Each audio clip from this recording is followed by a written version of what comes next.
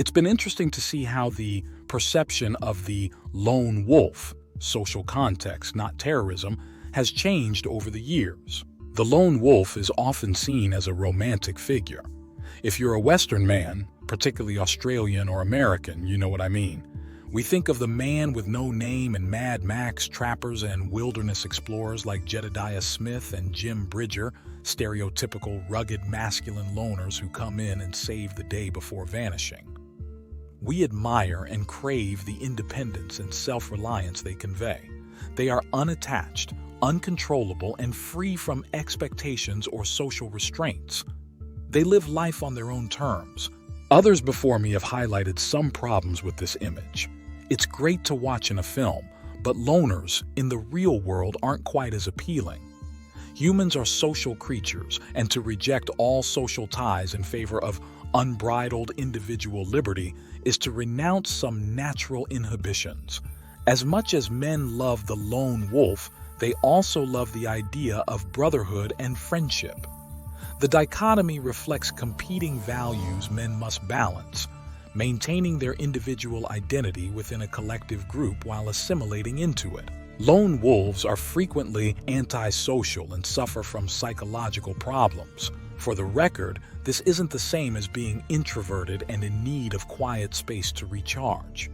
You may admire loners for their skills and knowledge necessary to maintain their lifestyle, but chances are you wouldn't like them or want to get a beer with them. Inasmuch as lone wolves are commonly depicted in entertainment within historical times, the truth is that such men were very rare if they existed at all. Every hermit you've ever heard of wasn't truly alone and had people bring them the equivalent of care packages. Henry David Thoreau didn't forsake civilization. He just spent a lot of time away from it at Walden, but when it was needed, he didn't turn it down.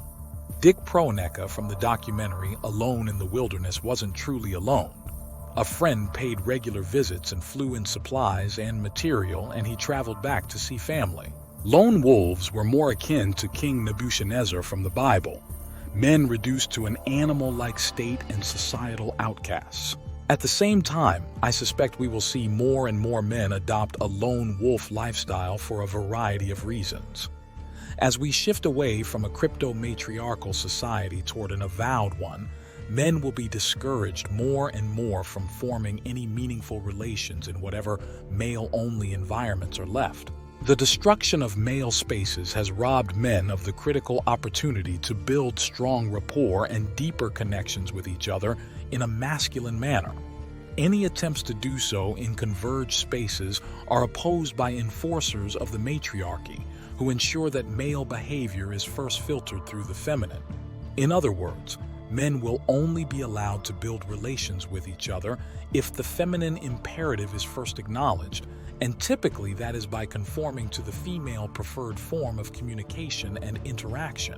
Masculine men will have fewer and fewer chances to befriend each other without either repressing themselves or having someone else restrict how they express themselves. What often gets overlooked is the true cost of this convergence. Much of our lives is a continuity of things that happened before us that we inherit, from infrastructure to educational legacies.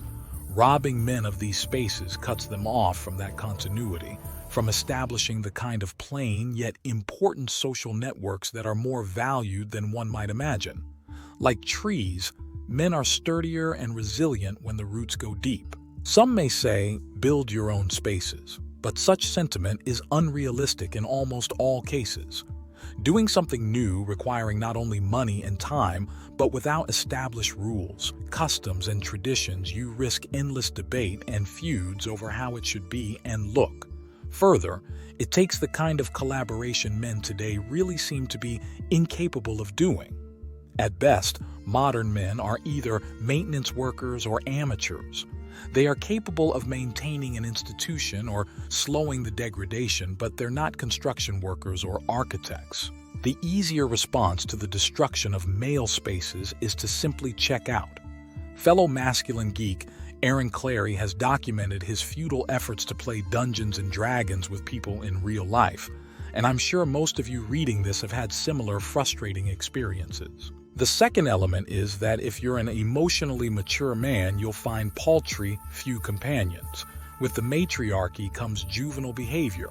If anyone has doubts about the childishness of the average Western adult, social media can dispel that within a few clicks. Add in more and more boys raised without a father and in a female-dominated education system, and you get passive-aggressive, snarky, whiny, weak, soft, soy-faced boys who talk and act like high school freshman girls. To be sure, the older generation of men have their fair share of issues I've experienced. I've described before some traits that are indicative of emotionally immature men, and one dysfunctional trait to add is the profound inability to make small compromises for a greater gain. Too often I see men with a short-term thinking, my way or the highway mindset that makes long-term planning or collaboration impossible. This kind of overly assertive behavior perhaps makes sense if we're discussing game, but not within the realm of male interaction. I can't help but add that a lot of men possess micromanaging, control-freak tendencies. Everyone wants to be the chef in the kitchen, the captain of the ship, the director of the film, etc. The increasing number of gamma males who despise the natural hierarchy just add to the misery. Not to belabor the point, but it needs to be said, a lot of men are broken inside, and I'm beginning to see this even in the eyes of young men. Sometimes it's their own fault, other times they've suffered profound injustices. Whatever caused it, they've lost their idealism and hope. They have a sense of insipid resignation only repressed by anger and bitterness. They have the desperation of a drowning victim whose head never goes beneath the water's surface, but only a fool accepts their pleas to get in the water with them. I suspect their numbers will grow as the war on masculinity intensifies all the more. Eventually, men who want to accomplish something within a group but suffer disappointment after disappointment decide to go on their own, limitations and all. It's where I've found myself often enough, and it kills me to think of what could have been had more men involved been capable of the maturity and perseverance. Further, when you do encounter men who are emotionally mature, it's likely in a context-specific environment. They may or may not live near you, but they don't work the same job and their career could take them elsewhere tomorrow. I've had this happen with close friends of mine on more than one occasion. As much as the internet allows for instant communication, it will never replace real-life interaction. A bird in the hand is worth two in the bush, and in most cases a friend who lives next door will have a stronger connection to you than the friend who has more in common but lives 2 states away. The only exception is if you put in the effort with the online friendships, which most can't or won't. Men will also be reluctant to pull out from their current location and move somewhere else. The only examples I can think of is if there is a strong, deep friendship based on significant mutual life experience such as combat. Aside from the effects of feminism and matriarchy on men, I wonder if driving the lone wolf mindset is that male individualism is a luxury afforded by civilization that would be otherwise restricted by necessity. As much as my libertarian-inclined friends may protest, the hyper-individualism expressed through the life of a lone wolf requires big government to ensure their safety. Whether he likes it or not, a man relies on the state today for whatever he may have dependent on from a tribe or the church in medieval times, but the loyalty and obedience he must offer in return does not bring with it any fellowship. In the ancient world, there were no lone wolves. You didn't survive outside the big group. Teamwork was required to stay alive.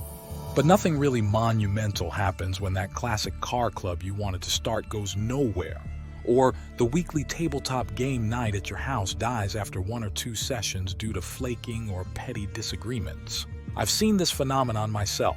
When life is in danger, the modern LARPing that is our society and culture gives way to reality. Like the saying, there's no atheist in a foxhole, there's no egalitarians in a natural disaster. The troubling conclusion is that traditional masculinity requires a degree of peril or risk the state has sought diligently to eliminate. Danger or risk is also needed to keep men committed to one another within a modern tribe. Necessity is the mother of invention, but it is also a vital element for maintaining a collective group. What binds men together the most is enduring hardship together, and few will undergo suffering if it isn't needed. It is simply too easy now for men to abandon commitments and move thousands of miles away and have virtually no consequences for it. As Captain Ramius noted in Hunt for Red October, when he reached the New World, Cortez burned his ships. As a result, his men were well motivated. Either way, masculine men face the probability their future is to a large degree that of a lone wolf with intermittent bouts of fellowship. Some will manage to stay within a tight-knit pack, and that is both a blessing and commendable. But many will not, even though they don't see themselves as such. I don't say any of this in celebration or lament, but to help men, particularly those just starting out in life, adopt realistic expectations about a world they didn't create but must navigate.